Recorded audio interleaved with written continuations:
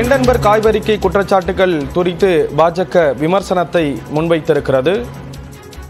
SEBI தலைவர் பெயருக்கு களங்கம் விளைவிக்க முயற்சி செய்திருக்கிறார்கள் என்ற ஒரு குற்றச்சாட்டை ரவிசங்கர் பிரசாத் தெரிவித்திருக்கிறார். ஹிண்டன்பர்க் ஆய்வறிக்கை குற்றச்சாட்டுகள் குறித்து பாஜகவின் ரவிசங்கர் பிரசாத் விமர்சனத்தை முன்வைத்திருக்கிறார்.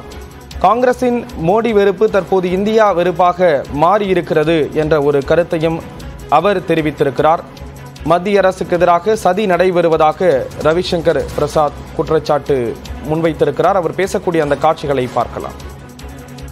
किया जाए और इसके पहले जुलाई में हिंडनबर्ग को सेबी की नोटिस जाती है, आप जवाब दो. तो एक शब्द है, लीगल शब्द है, there is too many suspicious circumstances surrounding this. कई संदेहास्पद परिस्थितियां हैं इसके पीछे. जनवरी में सुप्रीम कोर्ट के आदेश, 22 इंक्वायरी कंप्लीट, एक और कंप्लीट हो गई 23. अपनी पूरी रिपोर्ट बनाने के क्रम में इस इंक्वायरी के बाद जो सेबी ने बताया उसमें मुझे कुछ नहीं कहना है, वो सेबी का विषय है. उन्होंने नोटिस दिया हिंडनबर्ग को जुलाई में, आप जवाब दीजिए. तो फिर ये बम फोड़ने की कोशिश की गई और ये बम तो फुस निकला, लेकिन उसको लॉक लिया कांग्रेस पार्टी ने, जेपीसी. भाजपा का आरोप है कांग्रेस पार्टी हिंदुस्तान को आर्थिक रूप से कमजोर करने के षड्यंत्र में शामिल है. BJP wants to say with full sense of responsibility that the present leadership of Congress party is involved in creating economic anarchy in India based upon these fictitious reports. Congress party के जो 2-3-4 प्रदेश बचे हैं, मैं उनके मुख्यमंत्रियों को कहूंगा कि आपके यहां विदेशी पूंजी निवेश नहीं हो क्या? नहीं आए क्या? जिस ग्रुप को लेकर के रोज वो माला जपते हैं, उस ग्रुप के काफी पूंजी निवेश तो उन प्रदेशों में भी हो रहे हैं. तो क्या मामला है, क्यों है ये? मित्रों, भारतीय जनता पार्टी कांग्रेस के इस पूरे षड्यंत्र को देश में बेनकाब करेगी, पूरे देश को बताएगी किस प्रकार से सुनियोजित षड्यंत्र के तहत कांग्रेस पार्टी, इंडिया गठबंधन और हिंडनबर्ग ये साथ मिलकर काम कर रहे हैं. इसीलिए फिर रिपीट करूंगा, जुलाई में नोटिस, सुप्रीम कोर्ट के निर्देश पे इंक्वायरी कंप्लीट, अब आप जवाब दो. फिर यह आ गए मैदान में. और याद करिए, सुप्रीम कोर्ट के सामने लंबे हियरिंग में एक बार भी कांग्रेस पार्टी या टूल किट के लोग इन्वॉल्व नहीं हुए. क्या हमें यह कहना है? और याद करिए, एक बार राहुल गांधी ने कहा मेरा भी फोन कौन सा था संजय, जो पेगासिस. Thank you Pegasus. अब सुप्रीम कोर्ट इंक्वायरी चली तो हमें लगा राहुल गांधी कम से कम अपना फोन तो दे देंगे कि उनकी फोन की भी जांच हो जाती. नहीं दिया. अब क्यों नहीं दिया? उस फोन में क्या था, क्या निकलता, कैसे निकलता, छोड़ दीजिए. तो आप खाली आरोप लगाएंगे और भाग जाएंगे, और इंक्वायरी आएगी तो उसमें जाएंगे नहीं. ये टोटल है. तो मित्रों, हम देश को आश्वस्त करना चाहते हैं कि भारत नरेंद्र मोदी की अगुवाई में तीसरी इकोनॉमी को बनना है तो बनेगा. मनमोहन सिंह की सरकार ने फ्रेजाइल इकोनॉमी छोड़ा था, 11th या 12th पर थे, 5वीं पर ले आए. भारत में पूंजी निवेश होता था. मैं आज आपको बताऊं, 2012-13 में मैं न्यूयॉर्क में गया था एक एड्रेस करने के लिए. तो पूंजी निवेशक मुझसे मिलने आए. मैं बीजेपी का उसमें मुख्य प्रवक्ता था. क्या हम लोग भारत से अपनी संपत्ति वापस लगा लें क्या? मुझे कहा कि प्लीज हैव पेशेंस. तो ये करना चाहते हैं ये लोग. तो इसलिए हम, और एक अंत में सवाल पूछना है, और ये सवाल बहुत इंपॉर्टेंट है पूछना. मनमोहन सिंह के 10 साल के शासन में तो खूब स्कैम हुए थे. 2G स्कैम, कोयला स्कैम, कॉमनवेल्थ स्कैम, अंतरिक्ष देवा स्कैम, उसमें पूंजी निवेशक विदेश के थे। ऑगस्टा वेस्टलैंड, ऑगस्टा वेस्टलैंड, उस समय ऐसी रिपोर्ट क्यों नहीं आती थी?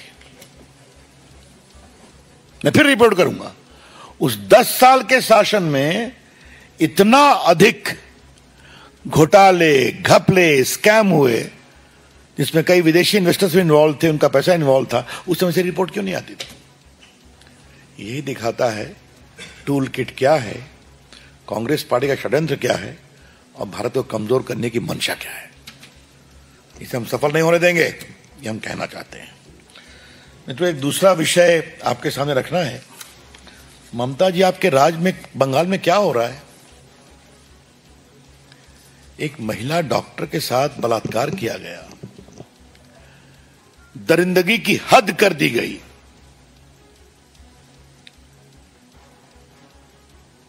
और वहां क्या फेयर इन्वेस्टिगेशन होगा क्या? आज मेरे पास सब है कि जो कमेटी बने उसमें साइकियाट्रिस्ट भी हैं। वहां के डॉक्टर कह रहे हैं कि वो रात में आराम करने क्यों गई थी ऊपर में, तो 2 बजे अगर किसी का शिफ्ट खत्म होगा तो जाएंगे नहीं क्या?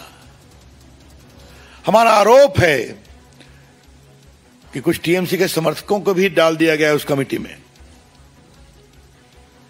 और किसी को पकड़ करके खड़ा किया गया है, वो एनजीओ एक्टिविस्ट है।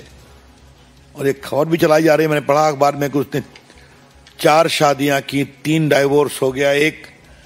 क्या मतलब है? इतने गंभीर, आज देश भर के डॉक्टर आज धरने पर हैं, और वहां तो सारी महिला डॉक्टर, बाकी लोग सड़कों पर हैं। ममता जी, आपकी सरकार में तो विपक्ष को जो होता है हम जानते ही हैं, चुनाव में तो होता है जानते ही हैं, मैं कई बार आपसे बात कर चुका हूं। क्या अब वहां की डॉक्टर बेटियों के साथ बदसलूकी पर भी ये कहा जाएगा? हा? जो बंगाल में हो रहा है वो सरकारी आतंक का खौफनाक सच है।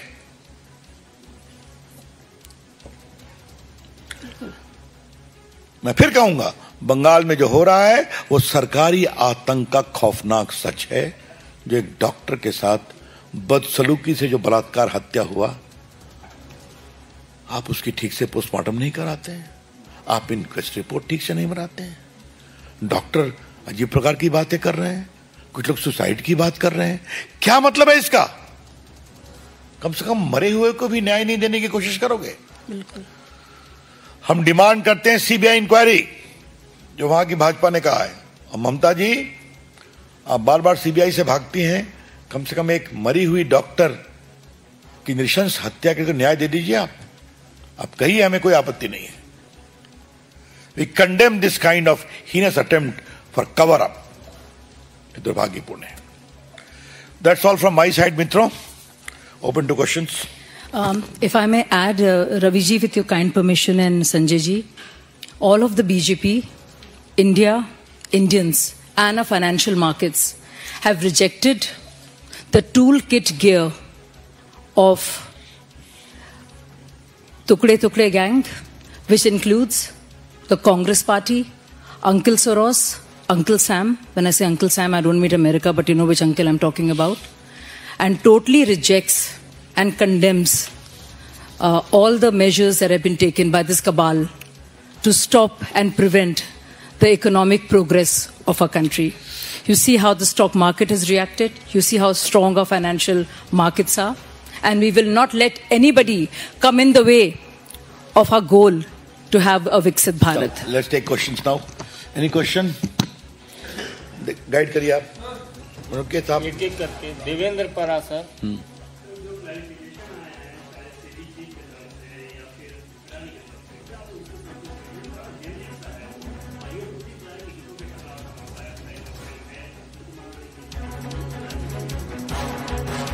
देखिए, उनका स्टेटमेंट आपने भी पढ़ा है, बहुत अनुभवी पत्रकार हैं देश के, मैंने भी पढ़ा है। उन्होंने विस्तार से दिया है कि जिस समय वो प्राइवेट सिटीजन थी उन्होंने किया था। अच्छे इन्वेस्टर्स हो रहे हैं, इस फील्ड में रहे हैं, और मेरे यहां इंस्टीट्यूशनल मैकेनिज्म पूरा है रिक्यूज करने का। हमने रिक्यूज किया है।